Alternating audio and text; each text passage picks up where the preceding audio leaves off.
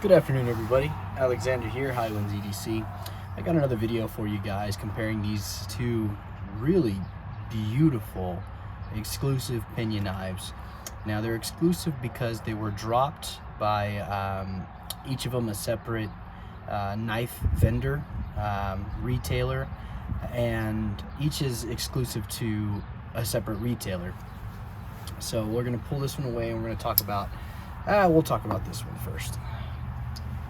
This is a Pena Knives Mula. The exclusive that it comes from is Sons of Liberty. They're more recognized in the gun community for gun parts, manufacturing, and stuff like that. I don't know too much about them, but I do know that they were afforded this wonderful exclusive Pena Mula. Now the Pena Mula is a very popular knife. It's a good full-size, maybe medium size, we'll say, knife to compare. We'll bring out my personal Pena Mula, which this one is also an exclusive. You can kind of see, but we'll get into this one. And this one is in a black titanium with a red fat carbon fiber inlay on both sides. Really beautiful. Now that in and of itself could be its own exclusive, but Sons of Liberty went a step further by incorporating this beautiful Tanto blade shape. And Tantos are my favorite blade shape. I don't have very many of them anymore just because of my collection. There's just not very many. But what's truly remarkable about it is, so this is what a regular Pena blade shape would look like. It's a sheep's foot style blade, and it's kind of like this just full flat ground after, or maybe a saber grind or whatever. But anyways, it's just a flat grind, whereas this grind here is a hollow grind from here forward, and from here out it's a bit more of a robust tip. That's kind of one of the things that people didn't like about the Pena Mula, is that the blade stock thickness compared to the I guess this dimension of the spine of the blade to the edge bevel didn't really leave you a whole lot of thinness behind the edge. And so yeah, and so this is where we have this one, which we could really appreciate the hollow grind and then the robust tip, and it just kind of all worked out. If we lay them side by side, I believe there's a little bit more, and this is spine to spine, ever so slightly, like maybe an eighth of an inch more of spine to edge profile. So yeah, we'll get rid of this one. We'll just show you how they compare. They're virtually identical in blade length and handle length, so really good. Ergonomics on it are always great because they are almost true neutral. What I mean by true neutral is just like a flat slab. You have a place to put an index finger and not really anywhere to choke up behind the blade, but if you really needed to, you can just come up right behind the pivot and just get right there, and be very, very careful, as you can see. I really love the red carbon fiber. That's actually why I bought this one, was because of the red carbon fiber. I think out of this one there was only 250 made, and I think out of this one there was only 200 made, so that's really nice. You really do get an exclusive on this. And yeah, you got thumb studs as a deployment method, but as you saw earlier, you also have a front flipper deployment, which is also really nice because it just adds to that fidget factor. I believe on this knife, my friend Damien installed skiff bearings, if I'm not mistaken, so it rolls really nice. The action is, and so yeah.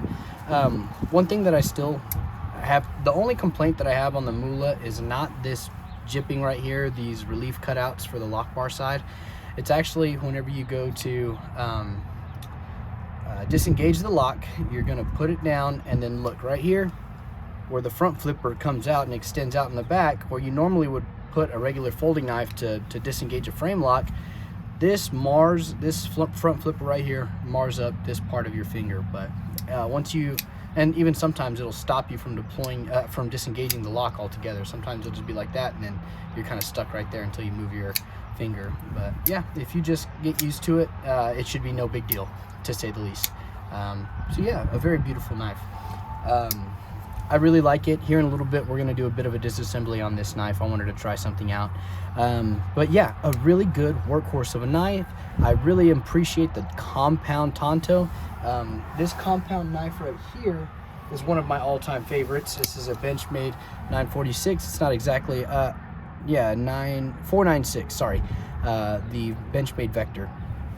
As you can see, it's a compound grind as well, where it's got a bit of a beefier tip with a hollow, I guess this would be primary bevel or whatever. And this is a good workhorse of a knife. That would lead this one to be a good workhorse of a knife, in my opinion. But still, really good. This would be the Pena you would want, honestly. If you could ever find one on secondary, they're going reasonably. I think they're going for like anywhere from $290 to $300 to $320, which honestly is really good, because I paid $290 or $280 for this one, but I didn't get the box and the docks or anything like that. It just came in a regular taco pouch from the secondary market. So now let's jump into my favorite, which I thought this one was going to be my favorite, because I am a huge fan of my Pena knives Mula, and in fact this is the knife I carried on my wedding day. That's how much I love it. So this is a forever knife. This one's not going anywhere. I thought I would love this one the most, but I was completely caught off guard by this awesome guy right here, the Pena Knives Lanny's clip. Now this one's very, very beautiful just in and of itself.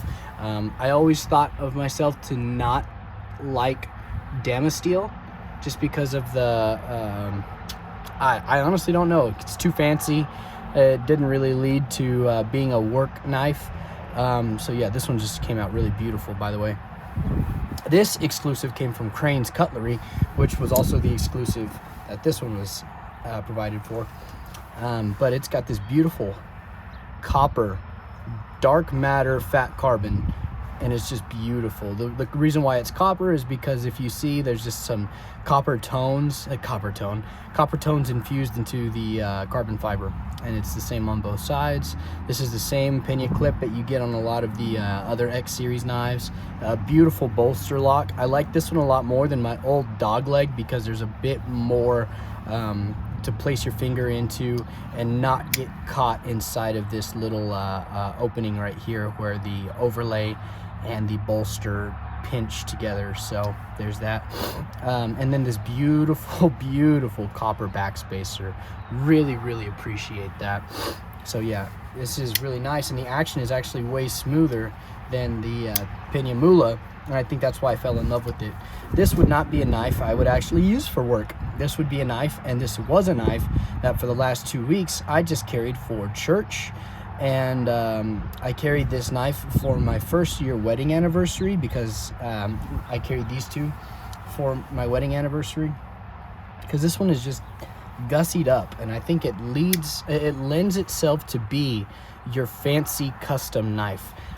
This knife does go for around $400 retail, so it is quite a bit of money, where honestly if you saved up another $250, you can get into a Pena custom very easily. So there is that. There is one thing that I can say about that, why maybe you wouldn't necessarily go for one of these. But that being said, it is so beautiful. The action on this one is awesome, and I think it's because of the Damasteel, how polished it is, how well worn in it is. Sorry, get all these in there. And they just, Riot and Pena were a match made in heaven, honestly. The front flipping is excellent on this one. You can go over with your index finger. And then cutting, the only thing, seriously guys, and I'm being completely honest, I used this one more as a workhorse these last couple of weeks than I did this one.